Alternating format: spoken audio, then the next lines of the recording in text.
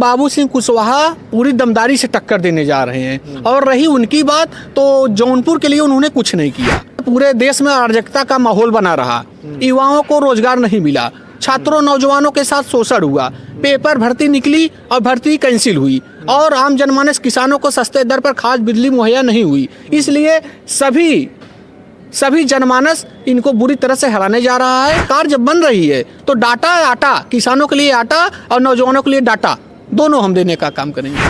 दोस्तों नमस्कार, आप देख रहे हैं देसी समाचार। आज हम मौजूद हैं जौनपुर सदर में, और जौनपुर सदर में आज हमारे साथ है रजनीश मिश्रा जी, पूर्व छात्र सभा के अध्यक्ष हैं समाजवादी पार्टी से।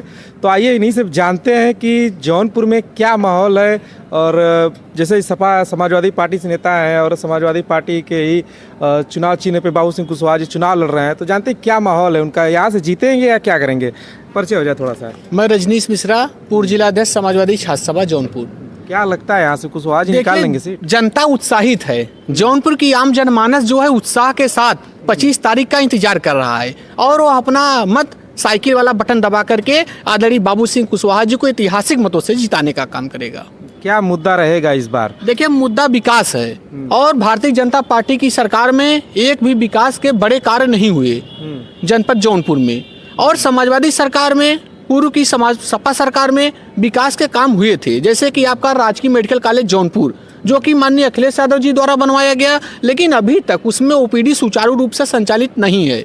इससे जनता आहत है, और जनता भारतीय जनता पार्टी को उखाड़कर फेंकने जा रही है। बीजेपी से जो प्रत्याशी है कृपा शंकर सिंह, वो भी काफ़ी वरिष्ठ नेता हैं और यहीं के निवासी हैं, तो क्या लगता है कि जनता उनकी तरफ क्यों नहीं जाएगी, या बाबू सिंह कुशवाहा की तरफ क्यों आएगी? वो भी भाजपा से कड़ी टक्कर देंगे, जहां मोदी जी का लहर काम कर रहा है, उसमें बाबू सिंह कुशवाहा कैसे टक्कर देंगे उनको? देखिए, बाबू सिंह कुशवाहा पूरी दमदारी से टक्कर देने जा रहे हैं। और रही उनकी बात, तो जौनपुर के लिए उन्होंने कुछ नहीं किया।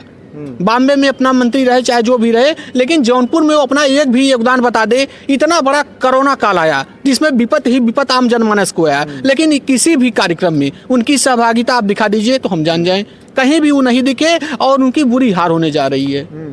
बुरी हार हो जाएगी। अब बीजेपी तो कह रही है कि चपकी बार 400 पार है, और तमाम अपने विकास के कार्य गिना रही है कि विदेशों में डंका बज गया, विकसित भारत बन गया भारत।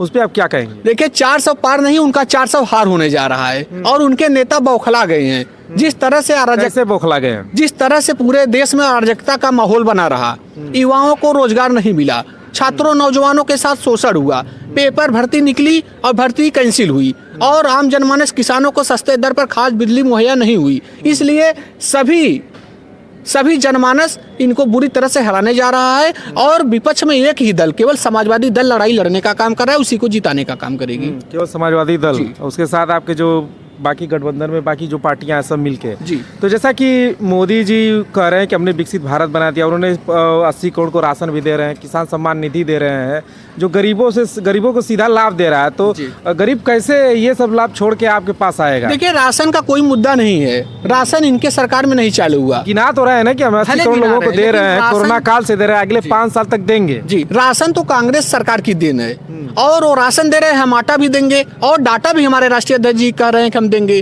तो उनसे ज्यादा लाभ तो समाजवादी दल देने जा रहा है। जो है वो तो मोदी भी गिनाते हैं कि हमारी सरकार ने डाटा बहुत सस्ता कर दिया है। पहले आप इस डाटा को 1500-1600 रुपए महीने जाता था, हमने उसको 400-500 रुपए में ला के रख कर दिया है। ये तो आप सवाल युवा से पूछिए।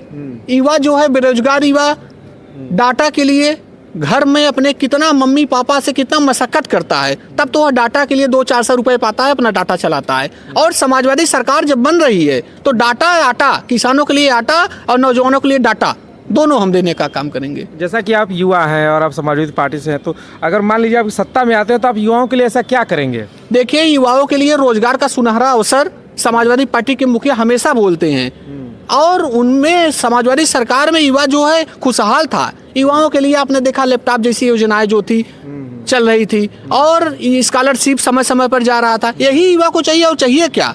उनको विकास चाहिए और उनको रोजगार चाहिए, दोनों समाजवादी सरकार देने का काम करेगी। तो अब क्या बीजेपी सरकार देने में विफल रही है? पूरी तरह से विफल रही है। एक भी नौजवान खुश है बीजेपी सरकार से? हमें तो नहीं दिखता। चाहे जहां भी गए हैं, किसी को लैपटॉप नहीं मिला, और लैपटॉप को इन्होंने आधा कर दिया। टैबलेट तो बांटे हैं, मोबाइल भी बांटे हैं। टैबलेट बांटे हैं, लेकिन टैबलेट इनका चलता ही नहीं, मारते रहिए उस पे उंगली, लेकिन वो ऊपर नीचे होने का काम नहीं करेगा, इसलिए यही नौजवान बीजेपी हटाने जा रहा है। बीजेपी हटा देगा इस बार। जी, निश्चित तौर पर बीजेपी हटा देगा नौजवान। बहुत बहुत धन्यवाद आपका। आप हमारे साथ थे रजनीश मिश्रा जी, और उन्होंने अपनी बात बड़ी बेबाकी तरीके से रखी कि समाजवादी पार्टी जो है यूपी में जो है झंडा फहराने जा रही है इस बार। और आप हमें वीडियो पे आप हमको कमेंट करके जरूर बताइए कि आपको ये वीडियो कैसी लगी। आप हमारे चैनल को लाइक करें, शेयर करें, सब्सक्राइब करें। बहुत बहुत धन्यवाद।